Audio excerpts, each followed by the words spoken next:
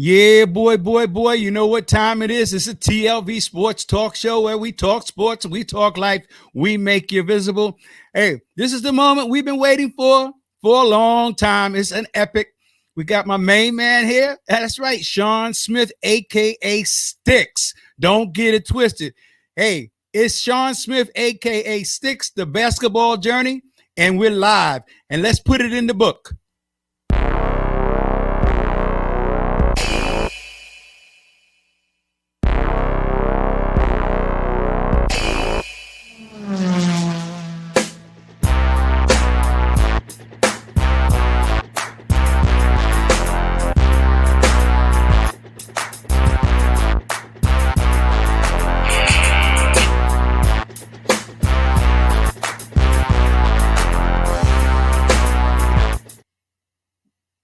Yeah, boy. What's up, my main man? What's up, Sticks? Randy P, what's going on, man? Oh, man, you know, it is what it is. We maintaining. Good to see you. Haven't seen you in a few months. Yeah, man. Yeah, this is your day. This is your day. This is Sean Smith, a.k.a. Sticks, the basketball journey.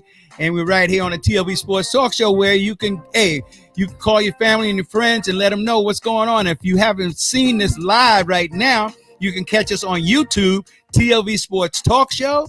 You can catch it the replay on Facebook, Randy B-Ball. You can catch it even on, we're going to try to upload this. It's on LinkedIn at Randy B-Ball. But, you know, we'll let you know how to get in touch with this a little bit later on. But right now, it's all about Sean Smith. Hey, Sean. Yes, sir. You know, I remember you way back when, man. And look, whoever thought that we'd be talking face to face like this? Yeah, it's crazy, man. It is crazy. But look, let's talk about your basketball journey. Let's let the people see this here. Oh, you know, what's going on there, man? Oh man, I know that's a home game.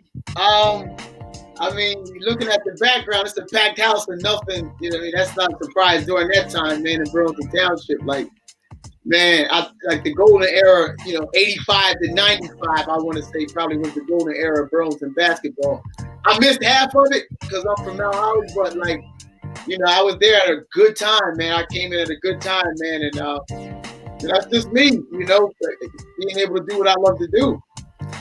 Well, your high school days, you had a phenomenal coach, and I always say that the proof is in the pudding, and I always say that the record speaks for itself. But talk to us about this picture that we see here. Tell us who is who here. That's Coach Faulkner on the left with the Converse shirt on, and if I'm not mistaken, that looks like a young Paul Collins. All right. So the question is, who is the better coach? And I mean, they both were great coaches. Yeah. But I say coaching goes further than the coaching on the court and off the court. And I have my take on who I feel as though was the better coach overall. So what was your experience under the coaching of Coach Kenny Faulkner? Man, see, a lot of people don't know this. You know what I mean? Like, Faulk was the first guy to really, in terms of my basketball career, like take a chance on me. A lot of people, I went to 3 high schools in 4 years. You know what I mean? Like, I'm gonna give everybody a quick journey. Like, I'm born in Mount Holly. I was there from kindergarten to 5th grade. You know what I'm saying? 5th grade, we moved to Camden. You know, I went to McGraw and East Camden Middle for a little bit, and my grandma got a house in the square. And my mom thought it was probably better for me to go out there as I was just, you know, becoming a little knucklehead. So, you know, I was there for like 7th and 8th grade. And the house that my grandma got belonged to the church. And, you know, it was for the pastor, but he bought another house. And so long as he was the pastor of the church, they rented us the house. You came to many a barbecue there when Lee was playing for you. You know what I mean? And the Cinnamon League and out in the square and, you know, Randy B. Ballers and all that stuff and Is Scientific Hair Design, all that stuff. I remember Sahara Construction, all those squads. But anyway, my freshman year, after 8th grade, a new pastor came to the church and we all had to go our separate ways. My mom moved to Hunters Glen. My aunt Loretta moved to Florence. So I had a choice to make. I didn't really know much about Delran. So I went to Florence for a couple, what I thought was going to be my high school career. But like midway through the first marking period, somebody told on me. Lou Guadino came to my English class and told me, hey, come, you need to come talk to me. Who are you living with? I'm like, my aunt. He asked, that's your legal guardian? I said, no. He's like, you can't go to school here. So I had to leave in the middle of the day. I had to leave Florence, boom, tell my mom to come and stay with her in Delran. So it was, it was painful out there, man. Like, caught up on, I guess, the wrong side of politics. I really, didn't really get a chance. And it was embarrassing, man, because going back to play RV, we in a Patriot at the time, like my friends looking at me like, dang, man, your game must have fell off. Going back to Burlington Township, playing them, people talking crazy like, oh, he stinks. And it hurt, but, junior year rolls around, and I'm like, Mom, enough is enough. I can't. I want to play. And, my best friend's parents took legal guardianship of me, and I moved back to Burlington Township as a junior. The rest was history, man. Like, Faulkner gave me an opportunity, him and Lonnie. I was playing JV, as a junior, ripping it up, like about 17, 18 a game. But I only got to play 2 quarters because, you only get 5 at night. So I was, doing about 17 a game in 2 quarters.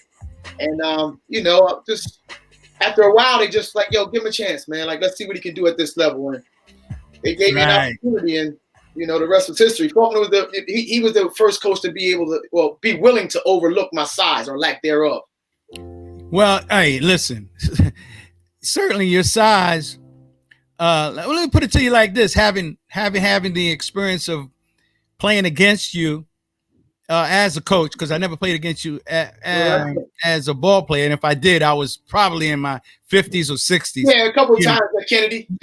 yeah, exactly. But having coached you at Solebury, and whenever I asked you to come out and scrimmage with us, if we went to Life Center Academy and scrimmage with them, I didn't have to coach you because and even playing against you in the O League, and as a matter of fact, y'all beat us that one game. I remember that clearly. Talking about your size, it has nothing to do with the size of your IQ of the game. Okay. The size of your IQ of the game, it outweighs quadruple your size. That's why we call you Sticks. Right. Because you didn't have that weight on you, and I remember taking you in JFK, the gym there over there. I said, "Look, you got to work out on your quads, man. Yep. You got to build your quads up after we finished playing back in the day." But certainly, your size had nothing to do with your knowledge of the game is phenomenal. You know about rhythm, you know about energy, and you know about chemistry, and you know what to do, when to do it. So certainly. Your size, hey, your physical size couldn't even touch your mental capacity of knowing the game. Okay, so let's move on. No, it's a fact. I don't give out. I appreciate it, man. Yeah, I don't give up. But let's talk about this here. What is that journey, man? So you know what, man? When you talk about my basketball IQ, you know what I mean? Like, I think this is Augusta State University. You know what I mean? Like, this is, me as a walk-on. If you look at that, I don't know who can see it. If people can see that picture, this is a Division II school.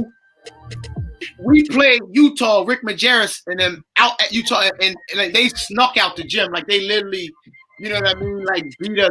I mean, I think Rick started bullying the refs. Like, look, you're going to give us some calls down the stretch. Like, you know what I mean? Put that picture back up, Randy. Let me see. I'm going to point something out.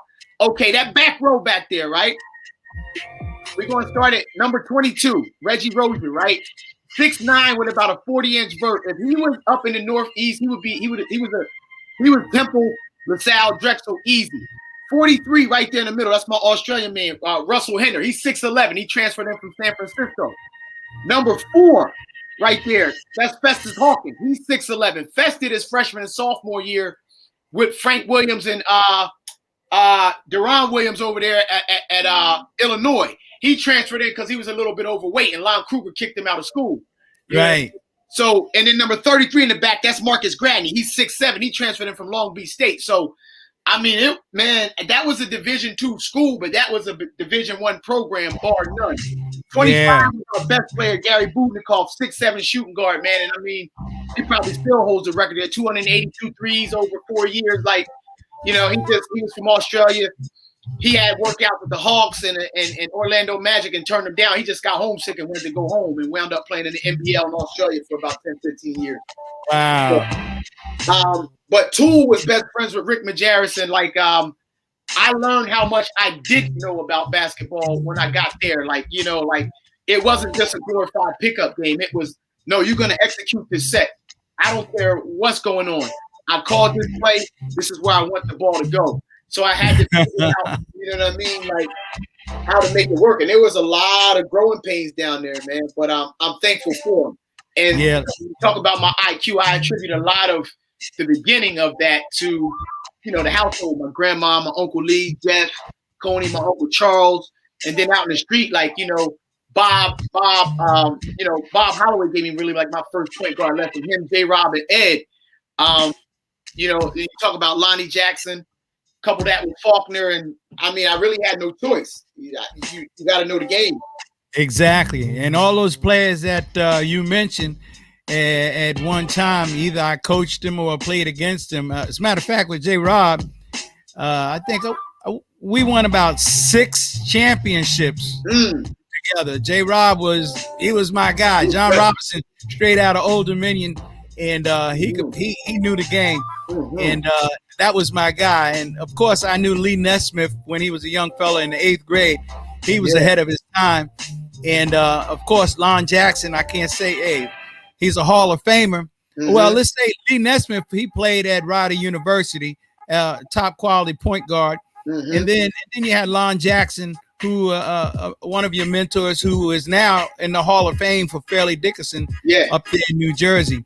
Yeah. So you had a lot of people, a good foundation. They put it to you like that, So that's amazing. So the college days was enlightening, and you learned a lot from the college game.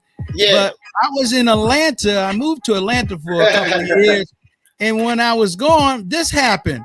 Yo, what happened? Yo, tell us, man. You know what, man? I tell you. Lonnie gave me some good game, because I was kind of discouraged a little bit. I really didn't do what I was supposed to do academically in high school. I kind of got discouraged when I was in Delran, and without basketball, I really didn't have an interest in school, and it should have been the other way around. You know what I mean? I went to Delaware State as a preferred walk-on. You know what I mean? Got down there, got to partying and doing a lot of stuff I shouldn't have been doing, and I fell out, and like you said, in Atlanta, my mom moved to Atlanta in '96. I went down there and got a job, and went to run a shoot and hang out, and I was always a big game hunter. I wanted to be on the court with the best people. And right. I met a dude from Chicago who became like family. He was like, "No, man, you got a little game with you, man, but you're gonna have to start hitting these weights and really And I really started to understand, okay, I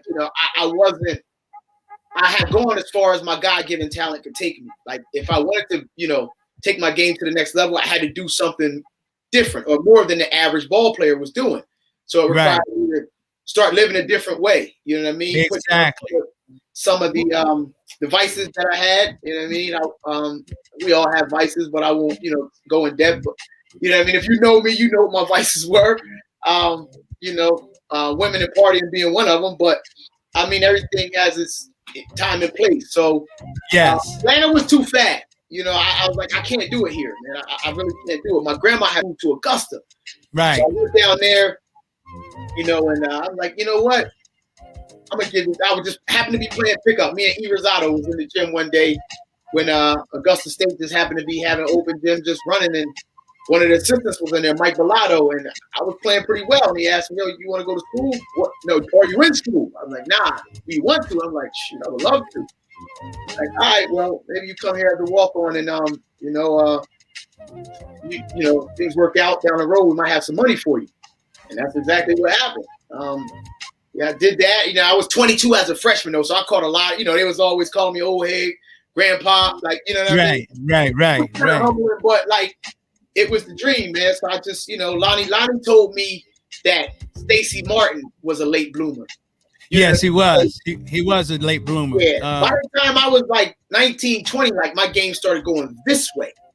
Right. But then I got to Augusta and Atlanta, you know, got back in that run and shoot. And I was off the radar for a little bit. So if you saw me like last time I saw Sticks, you know what I mean? Here, you know, but then I come back on the scene like 22, 23, and I'm killing everything in sight. Yeah.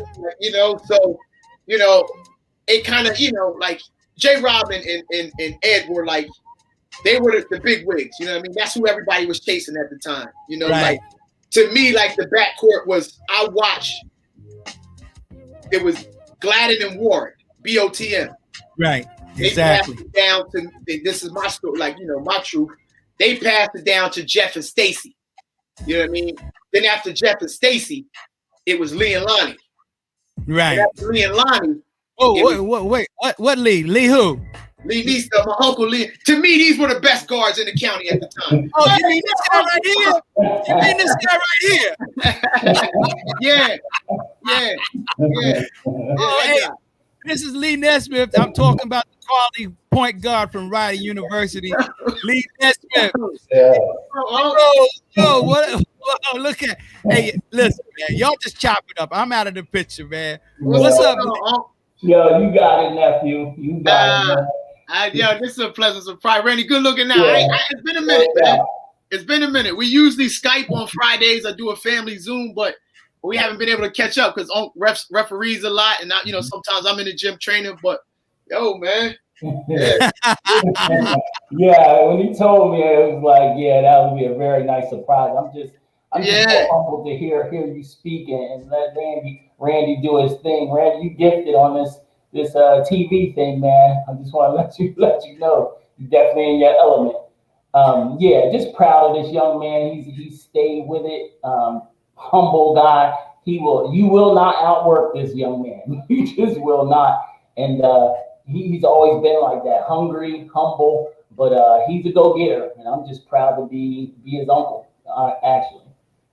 Absolutely. And he has a lot to be thankful because he has someone like you who led the way, pioneer. Look, hey, see, you don't know, Sticks. No. I saw Lee go at it with Randy Woods over in the Baker League. Man. That was back in the. Let me give some people some history on that too, man, because you know, we got all these platforms, all these forums and stuff coming, and we start, you know, talking about the Sunny Hill League and the Baker League and all that stuff. In the history of the Baker League, right? There's only been one team from Jersey to ever win it. That's right. Lee was on that team. Jeff Coney was on that team. Eric Bowman was on that team. I believe Big Mo was on that team. Cressy was on that team. You know what I mean? Was Stace on that team? Yeah, Stacy. You know, Stacy was on that team. Right? Because there's been a lot of NBA guys from other cities in New Jersey that played in that league and they couldn't get it done.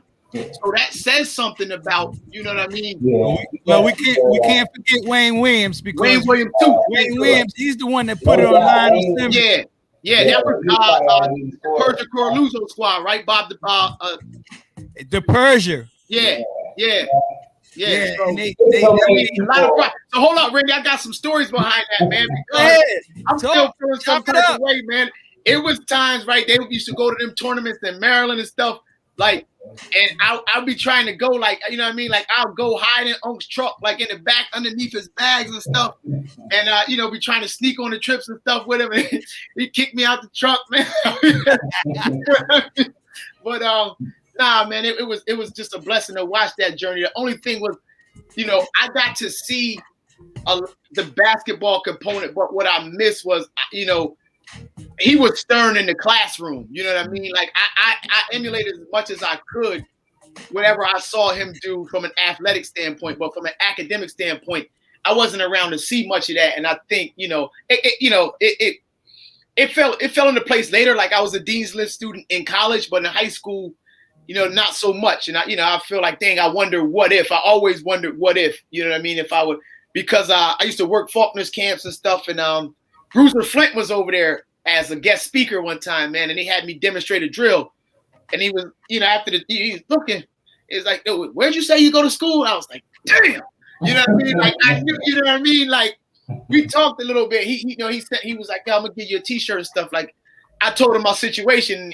Like at this time, you have 5 years to get. Once you enroll in school, you got 5 years to compete for. That 1 year in Dell State hurt. You know what I'm saying? Because my clock started ticking. In in 95. This was about like 99, but I had only played 1 year in school.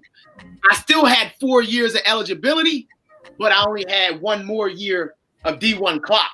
So you know what I mean? For them, like he's like, "Nah, man, like, we couldn't make it work out. You know what I mean? Your clock would expire in 2000, and here it is summer of 99. I'm like, damn. But you know what I mean? He was really like, considering like bringing me over and taking a look, and I'm So if anybody young is watching, if you have a son or if someone is watching with a son or even a daughter, like I can't stress the importance enough of being stern in that classroom and putting your academics first. Like Lee was always an A/B student, but I never really cared. No. Hey, I got a story just like you. I wasn't always an A and B student, but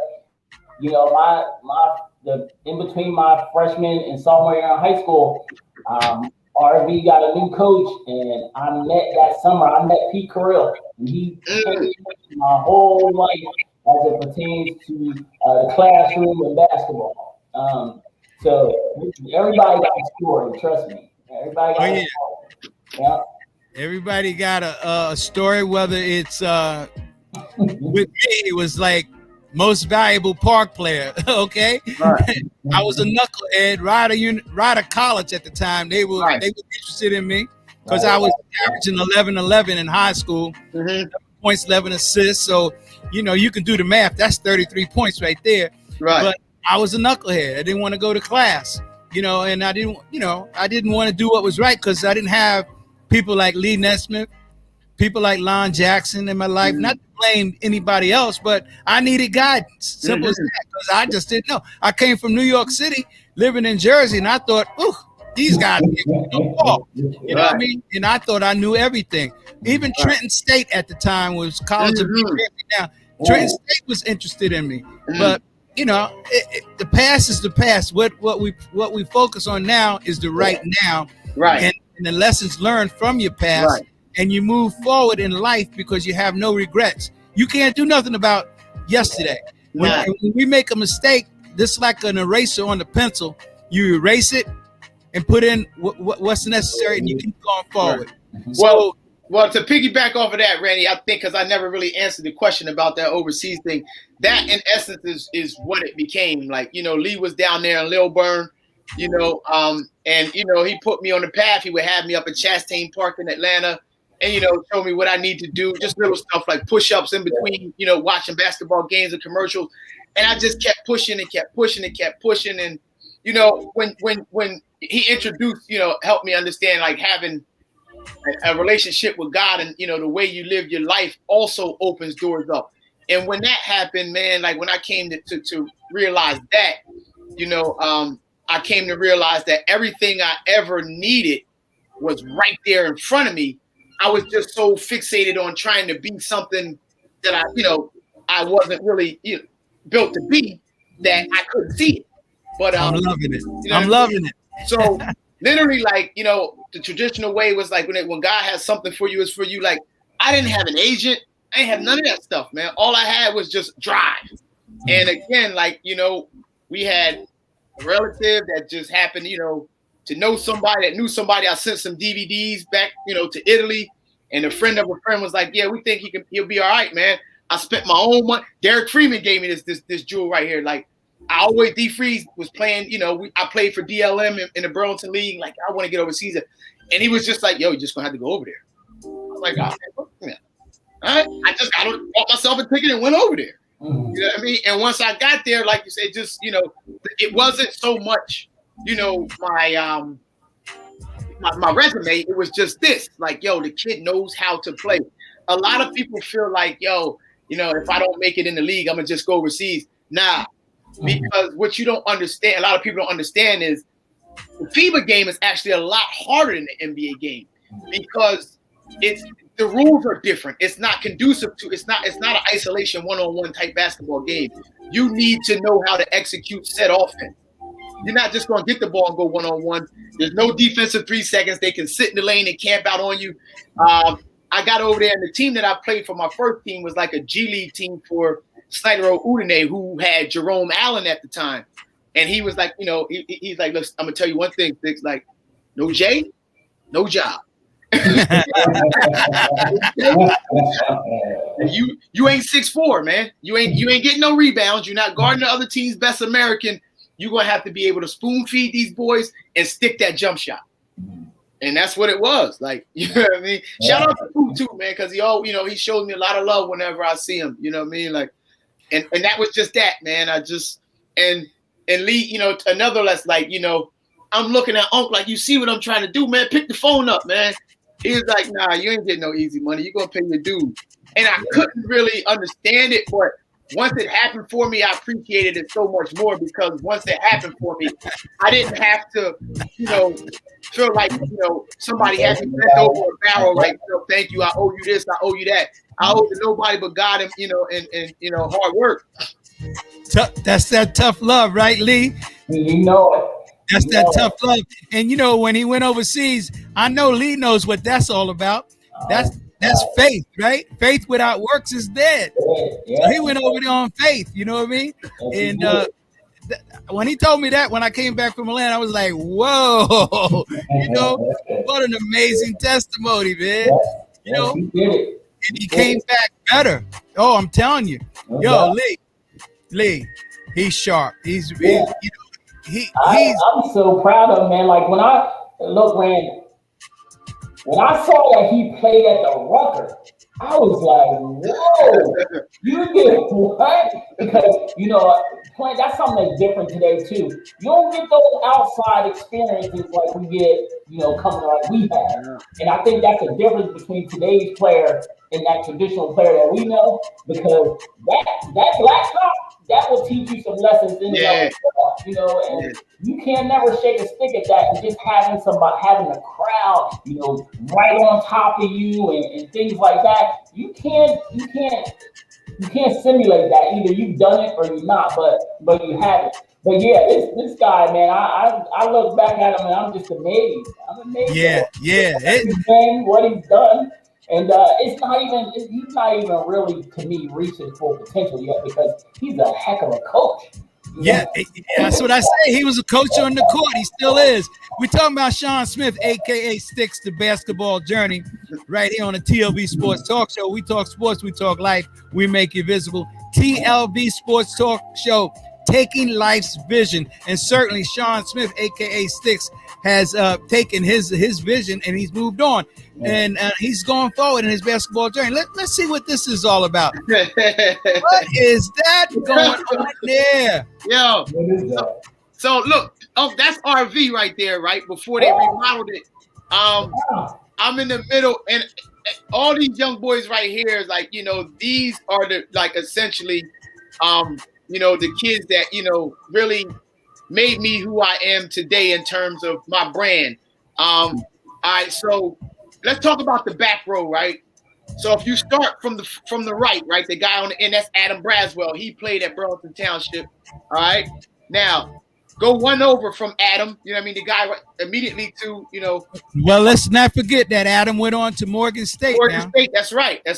So right before Adam, with his head tilted to the side right there, that's the Philadelphia Eagles linebacker, Sean Bradley.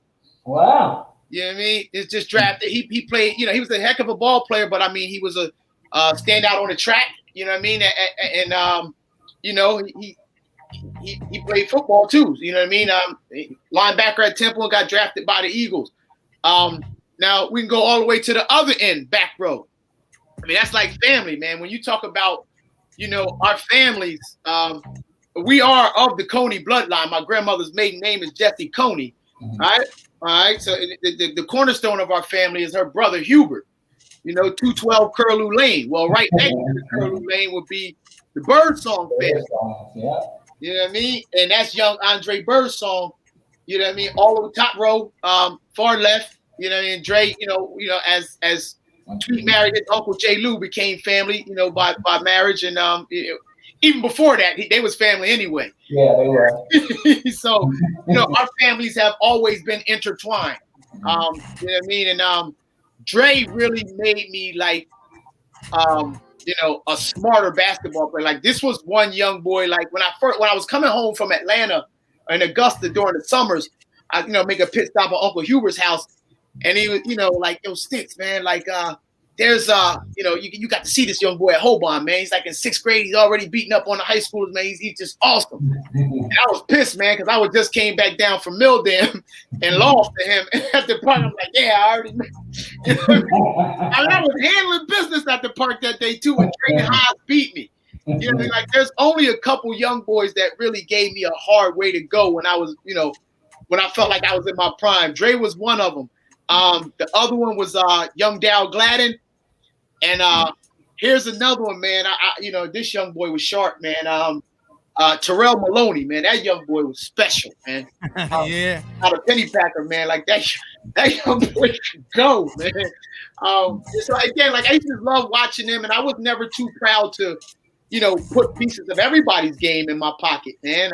You know what I mean? Like, whoever, older or younger, loved them all. Like, and Gladden and Maloney, Birdsong, Braz, Adam actually taught me to flex offense.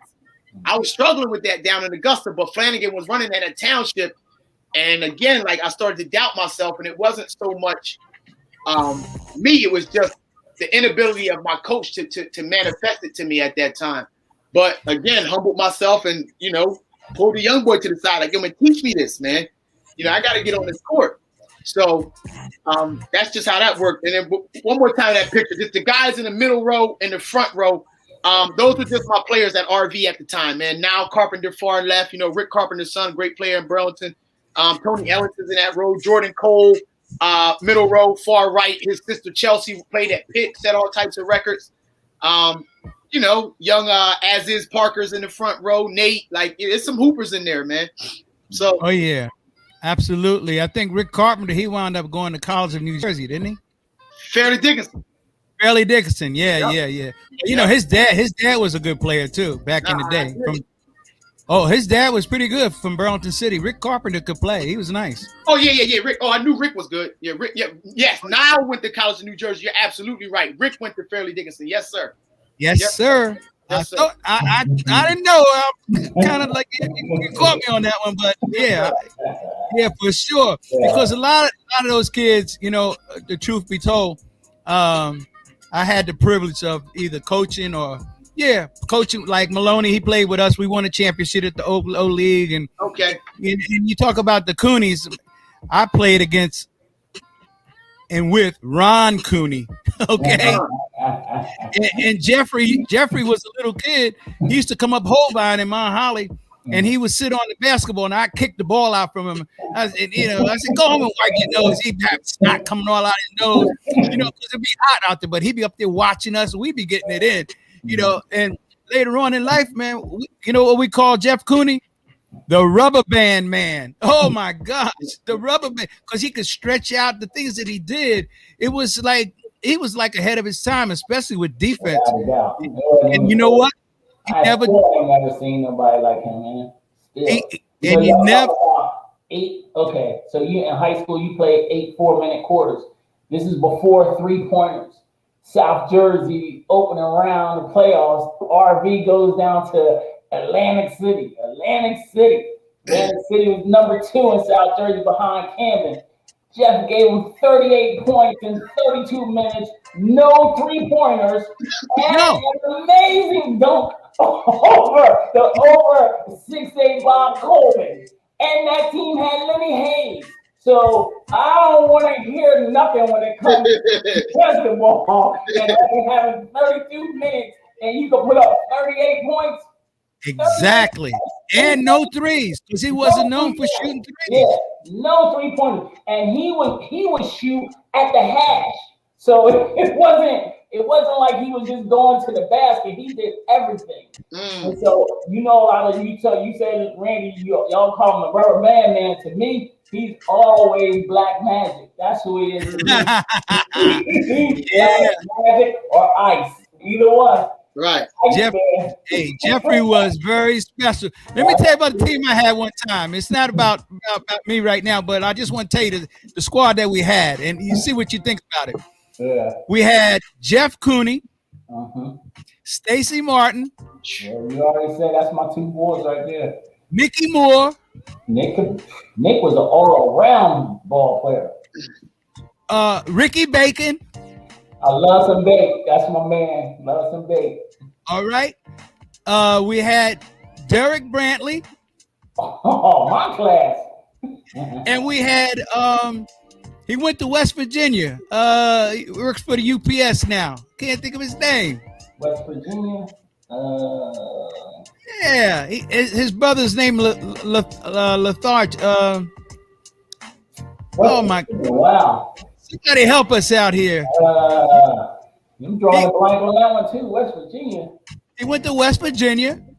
Gaithers, Larry. West Virginia. He went to like Union or State. Not Gaines, right? Not Larry Gaines. You ain't talking Larry about Gaines. We had Larry Gaines. Yeah. So listen, is this the Larry Gaines that they have that tournament for down there in Camden? It might be. I'm not sure about that.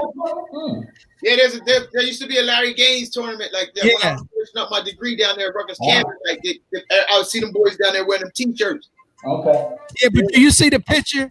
They all played defense, bro. Mickey Moore, Ricky Bacon, Stacy Martin, Jeff Cooney, and Derek Brantley. We played 4 out, 1 in before 4 out, 1 in got popular. And we only had 6 people, and we won. Hey, listen, the game was. You got the right 6. That's all you need. That's all you need with those guys. Yeah. You know, they were a lot of fun to coach. I tell you, man. Jeff Cooney was my guy, and Ron Cooney was an exciting player. I think Ron Cooney wound up going to Atlantic City Community College.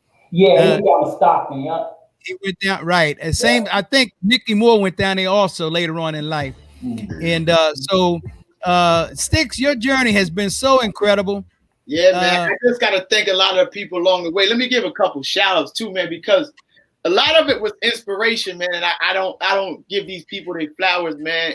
Or maybe I have, but just in case I haven't, started in the house. But you know, just Uncle would always tell me like, yo, all right, now you can't be a big fish in a small pond. You want to go to, different towns and, let them know you got it. And the first stop on the train was Burlington. You know what I mean? Like that was the mecca of, Burlington County at the time. Like, you had to go in Burlington. And then after that, Camden. But he told me like, yo, you ain't really official until you go to Philly. So that was just it. You had to go to, Burlington first.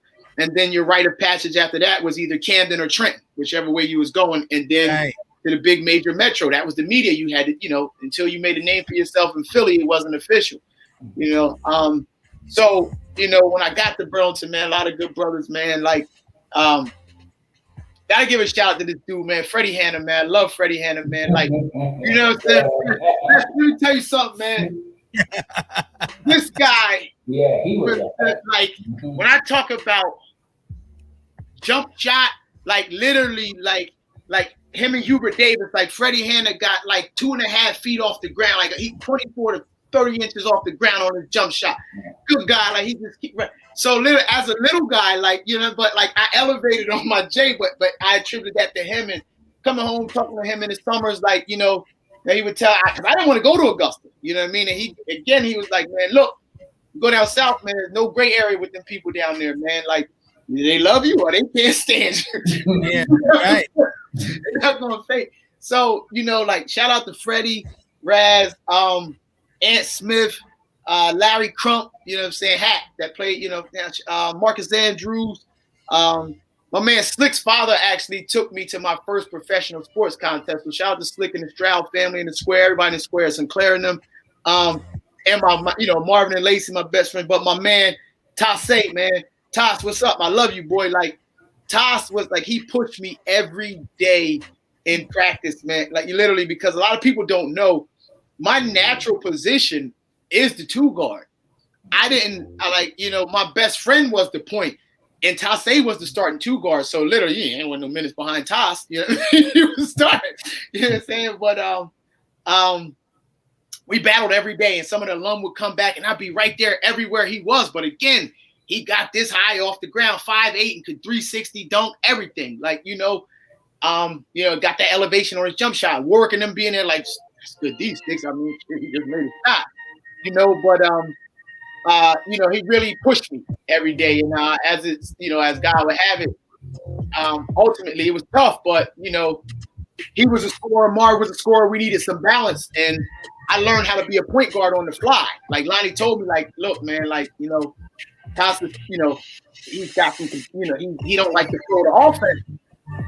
He could run the point for me. I was like, I'll try it, you know what I mean? And before you know it, like little pointer here, pointer there, and I'm starting. And Marv didn't feel no type of way about it. He wanted to see me succeed too. And the next year, I was pointing, and he moved to his natural position too. So, but it all worked out because at my size, I would have had to play the point guard if I wanted to go where I went anyway. So shout out to everybody, man, that really gave me motivation and believed in me, and helped me my journey. Well, for the sake of time, let's move on. Let's see how your journey is moving on here. Oh, who's that young lady? That's my first pro right there, man. That's Stella Johnson, man. Stella Johnson. Hey, yeah. Lee. I don't think you ever seen this young girl play. I saw when she was a freshman. And we did an interview with Sticks up there in Ryder, right? And Robin Perkins, who wanted to be on the air tonight, but she's in France with her husband, so they got a bad internet connection over there. She wanted to come on and say hi to Sticks and give him his kudos and everything. So we went up there. We did an interview with Robin and Sticks. And I was like, yo, who is that girl right there? Yeah. This girl is nice. Yes. He's on the Washington Mystics right now, man. That's Stella Johnson, man. And again, like, was raw as clay when she came in, but just, people think it's a whole bunch of fancy stuff. It's not a bunch of fancy stuff becoming a pro. Pros master the basics and then add a counter or two off of those basic skills. That's just it. You know what I mean? The game always goes back to we didn't do anything fancy, just made sure that she was efficient in what she needed. You know what I mean? Be able to create your own shot and be able to knock down a healthy percentage of wide open, uncontested shots. Talk about Sean Smith, aka Sticks, the basketball journey. What is this? What's this picture here? So that was the beginning of something special, man. My first job was the University of Maine. I met my wife. She was in conference at Stony Brook. So we see each other when we played each other, dating behind the scenes and stuff. Then I got a little homesick. I wanted some balance in life. You know what I mean? Like, it was tough. So, I was afforded an opportunity to come back to Ryder. But when I got the job at Ryder, naturally, we broke up the first year I was there. Got back together the second year, but she got a job at the University of Arkansas. That was tough. You know what I mean? Jimmy got fired. Jimmy Dice got fired. Chanel came back home and then got a job at Binghamton, which was cool, because she was only 2 hours away. And, we started getting serious, got engaged, and, wanted to start talking about having a family. And what she said was like, hey, listen, man, like, we could do that, but we would have to be under the same roof. Her boss took the job at St. Francis, Brooklyn, and one of the other assistants didn't want to go. And her boss was like, well, tell your husband or tell your fiance, like, if he's interested in, coming to join us. And that's what that was, man. Like, it was, that's part of the Sticks basketball journey. Like, well, let's move on to this group. Yeah. This right here, man, this is just paying it forward, man. Like, there's a couple young ladies, man, in that picture right there that will probably be playing TV in the next 10 years or so, man. Little Grace Lanier, leaning down in the front row. This was I just did this January 17th, man. This was at the House of Sports in Ardsley, New York. New York Hoopers in the New York AAU program asked me to come up and work out. But I mean, there's the New Jersey Sparks in there. There's New Heights in there. There's New York Lady Hoopers. There's New York Lady Flyers in there. About 6 or 7 different AAU programs. But it's just a blessing, man, to be able to take the things that I've learned in my travels and basketball camps, and just give it back to the youth, and hopefully they can take it and run with it. Well, let's run with this for a couple of minutes here. Let's run with this here. Right in the basket. Okay? Single foul line, one shot. Ready? Go. Oh, wow. Up and over. Beautiful. Next one up. Let's go. Yep. Okay. Good. Up and over. Beautiful. That's Felicia. Next one. Good. Let's go, King. Good. Okay. And this one right here with these purple shoes on. Okay. That's Kaylin Carroll. You know what I mean? One of the top 25 eighth graders in the United States of America. Right? All right, so we gotta get off the ground. Right? Where's she Same from? thing every time. She's from Boston, the Boston area. She plays with the Bay State Okay, Jaguars. And what I'm telling her right now is, right, we're shooting a jump shot. So the operative word is jump. Exactly. You gotta get off the ground. Making it happen. Well, let's talk about this one here. Oh, see. Allie Lasser, she's finishing up right there. You're not only showing the guards, because a lot of coaches and a lot of player development people, they focus on their own positioning, Right. And they fail to realize there's 5 players on the court, and each one has a different each one has a different assignment. Right. So you got to focus on everything. It's like when you play basketball, you just don't shoot the 3. You got to use every inch and every part of the basketball court. There's mid-range, there's underneath the basket, there's back to the basket. Use the entire court. And that's what they don't do today. They fail to realize that because they've gotten programmed to overseas ball, right, Lee? Yeah. All right, let's see about this one here.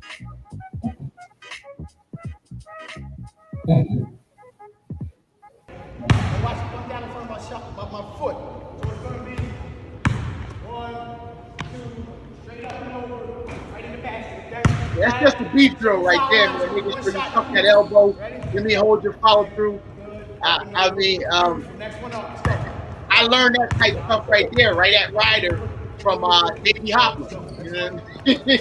And it's funny, man. I go back and look, trying to teach the kids, the stuff that I learned, and I Google them. Like, I learned it from this guy right here, and I pull him up on YouTube. Like, at that time, he was just getting started. It's like 88, 89, but man, he went on to become Ray Allen's shooting coach. And it's just it's amazing, man. Just to, those things that I learned. Basketball, you're not going to reinvent the wheel, man. Like, the same, fundamentals are going to be the fundamentals from now till the end of time. But sometimes they get lost in translation. I think people want to. You'll hear about this stuff in a lot of books, man. People are always looking for new, innovative ways to try to stand out, but. No, man, like just stick to the script. Like, what happens is every so often everyone's trying to outdo the last guy and the basics get lost in the sauce. Like, all right, well, how do you just what's the proper technique? Because I'm learning all these fancy tricks and all this stuff, but how do I just shoot a regular jump shot? Because no one's teaching that anymore. Well, we're talking about Sticks, the basketball journey, his Sticks skills training, and we're going to do a little screen share here. And let folks see exactly where they can locate you. Oh, yeah, I need to know that myself. I want some gear, man. Just SeanSticksSports.com. Here we go. Listen, man. Yeah. This There's Sean Sticks. There's no family discount. Ain't nobody getting a discount. Business is business, right? Discount. No, sir. There's 2 twins downstairs, man. Like, discount is over, man. Them young boys even got a house at home. Hey, go get it, man. Go get it. It's what Sticks is all about. We got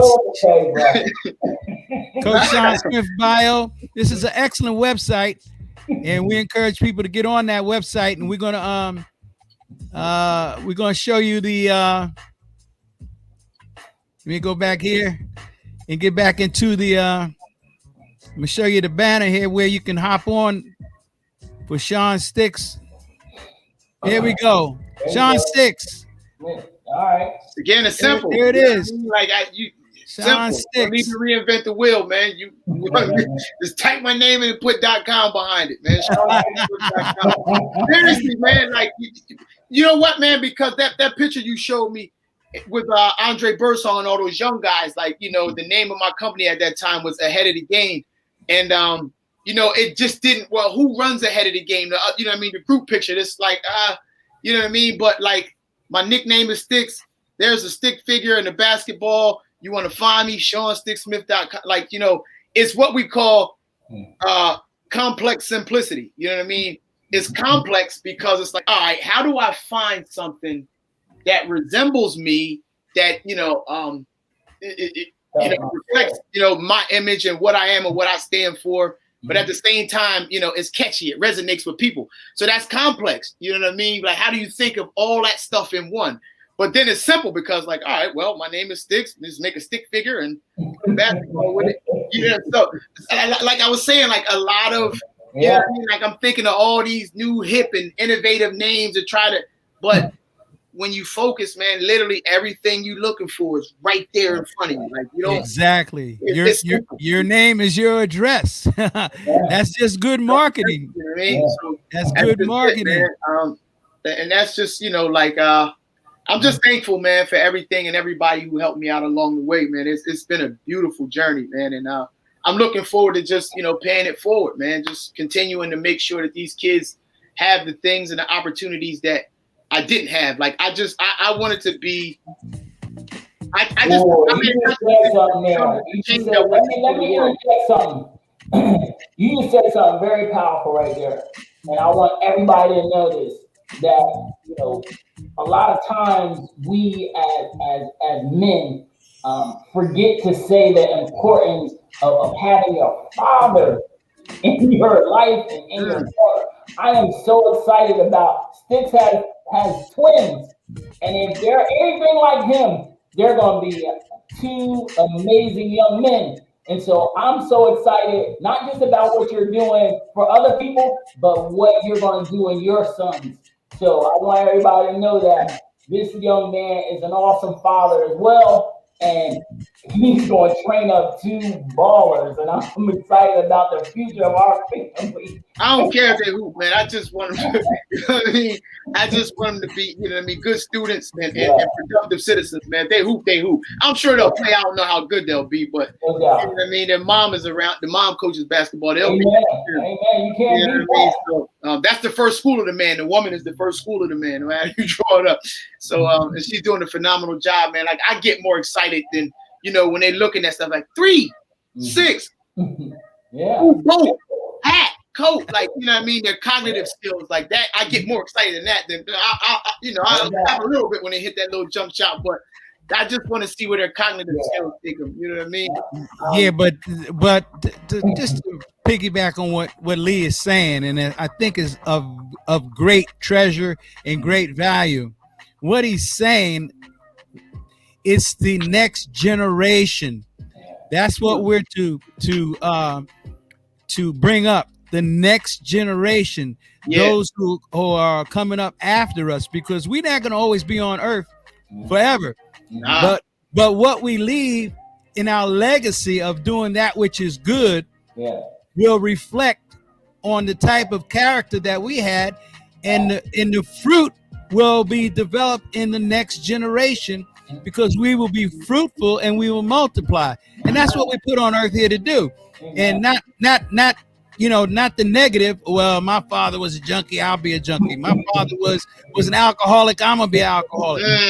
See what I mean? And so and not hearing from the mothers, you're gonna be just like your dad. Your dad wasn't nothing, you ain't gonna be nothing. No, we're not having that. That's not gonna take place. That's not gonna take place. And that's what Lee is talking about. The next generation, leaving your legacy. What can you leave? You can leave material things. And let me tell you something. Your kids don't care about that. They're gonna take that and squander it away unless they've been brought up wisely.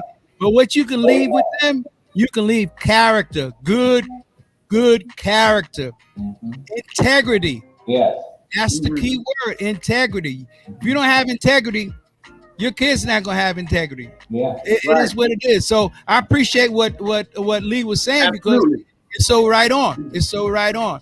And so, you know, this has been really great. Everybody see the Sean6Smith.com. You can get on his website. This has been really, hey, we want to thank Lee Nesmith, former outstanding point guard. God, man, yo, this was, I definitely didn't see this one coming at all. Yeah, Randy did. I tell you, this is gifted. This is his gifted, without a doubt. When he said you didn't know, I was like, oh yeah, let me get in there.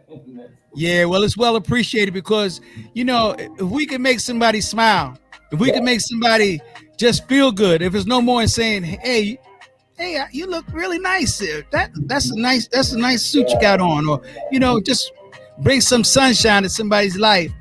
It means a lot. You might not think so, but you know what? What you sow is what you're gonna reap. Amen. Simple in life, you know. Right. So that's what we're here to do. It's been the AKA Sean Smith, the basketball journey, and it's been really real. And I've had a ball. Just, you know, I haven't seen Lee. Yeah, it's been a minute, Randy. It's been a minute. And my greatest moment, really sticks with Lee.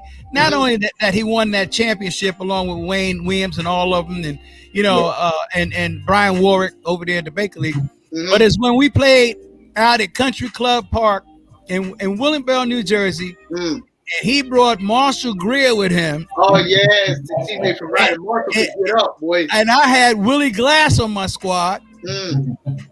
And we was balling. And I said, man, if I was only 20 years younger, I could really get with these dudes. But you know, we that was a great game. Yeah, Marco played for a long time. Like he was still like in the Rutgers, like late 90s, like, you know what I mean, playing like he played for a long time. He made 100 all-time greatest street ballers. He made that list. Yeah, like Marco played for a long time. Absolutely. He was from Patterson or Passaic. Passaic. Yeah. Yep, he was Passaic. When I used to see Marshall out at the Shore League out in Belmar, you know, I said, what you gonna do now? He says, oh, I'm gonna run on the beach. I said, man, you crazy. He said, no, I gotta stay in shape, Mom. You know what I mean? Marshall, he was a Michael Jordan clone. Yeah. Believe me. He would get up. Chisel. But he could play. He was nice.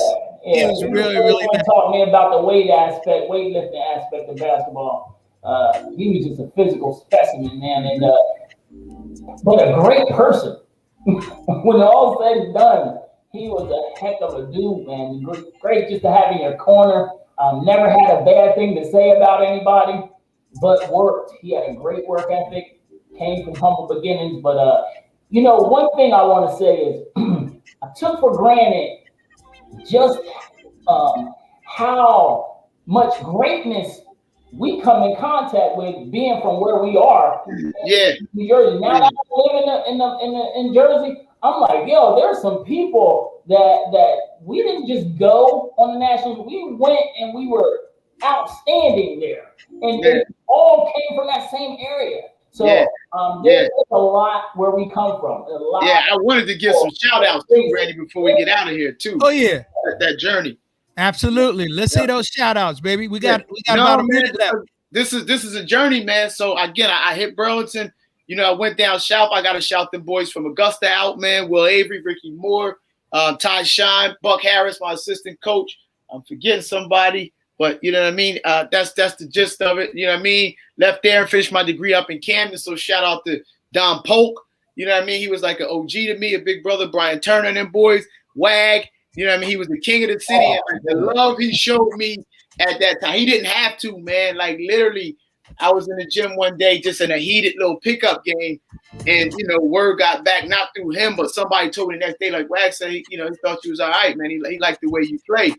And, like, ever since that moment, like, when I came back in the gym, there was rebound outlet, gave me the ball. And I was like, damn, like, you know what I mean? Like, later on, you know, I get a call from Gladden, like, yo, Wag wants to come run with him in the league down in Medford. I was like, and I wasn't playing ball no more, but I had to come out of retirement for that one.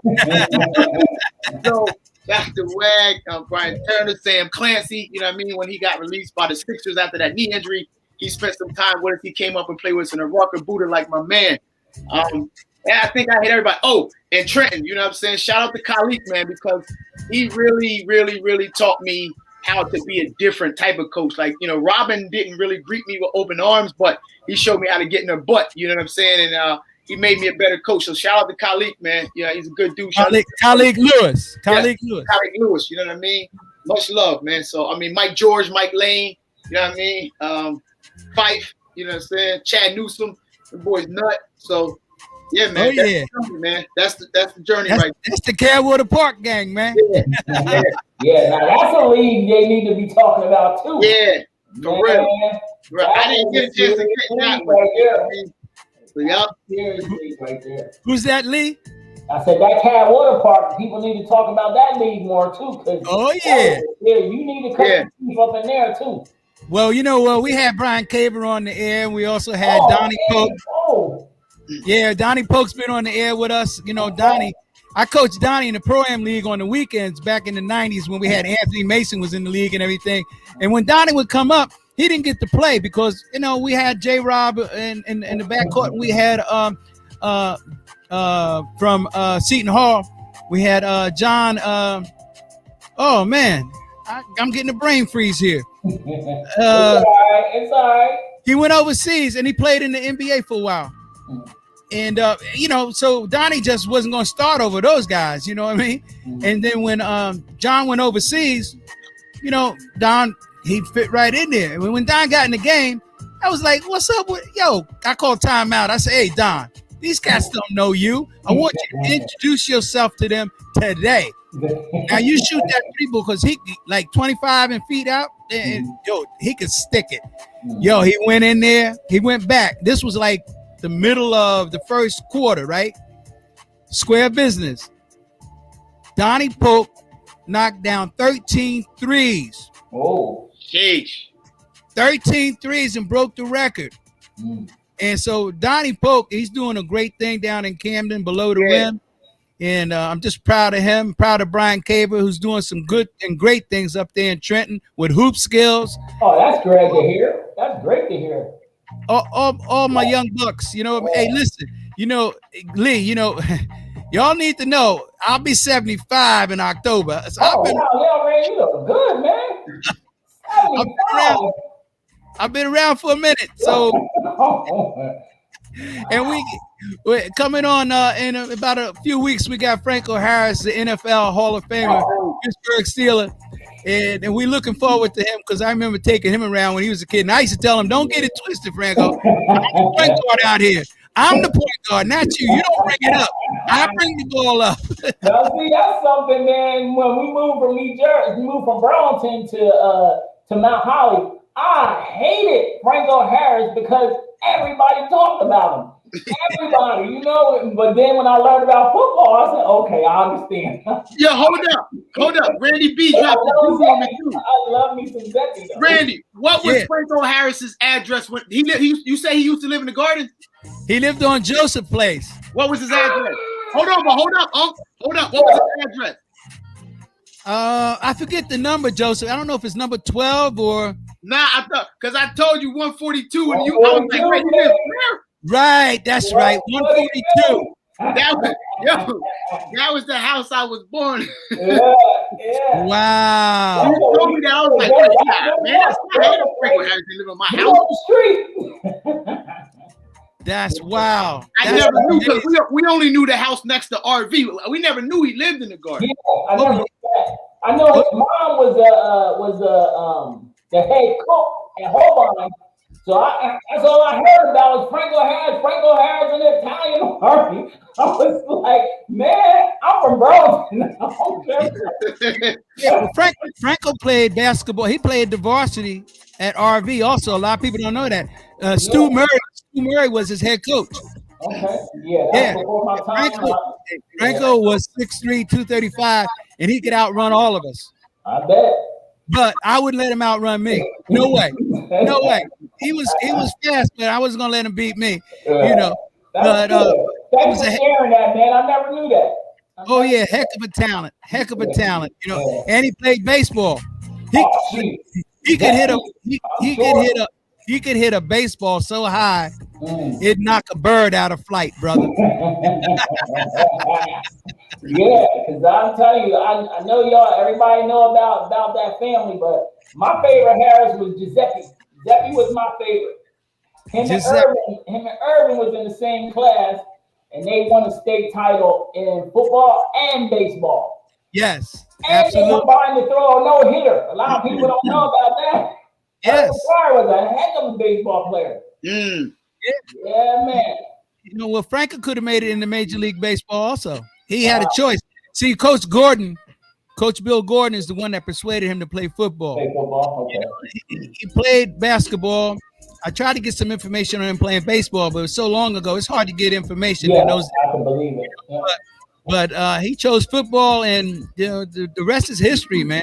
Penn State with Coach Joe, and all the way up to Pittsburgh and Hall of Fame, all the way up. And you know, he's still a low key dude. You know, he don't stay in the limelight. He ain't about, you know, social media and all that. Yeah. But I talked to him a couple of weeks ago by text, and we're looking forward to having him on the air in the month of March. So, yeah, but you know what? It's great to have Sean Smith right here on the TLV Sports Talk Show, aka Sticks, the basketball journey, and his mentor, Lee Nesbitt, straight out of Rider University. Don't get it twisted. A point guard that knew the game, played big time ball, and he's doing great things in this community also right now.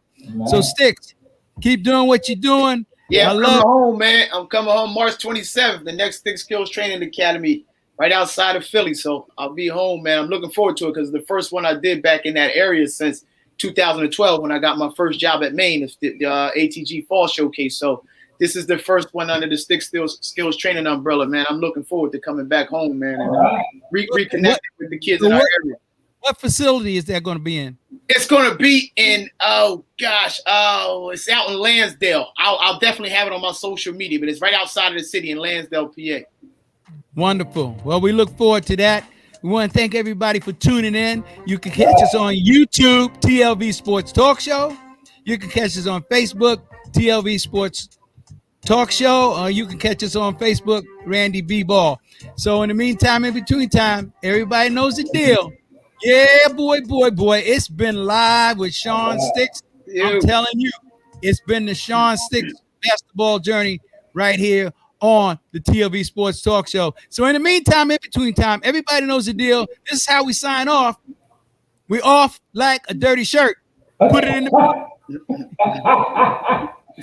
right, y'all. God bless y'all, man. Love, man.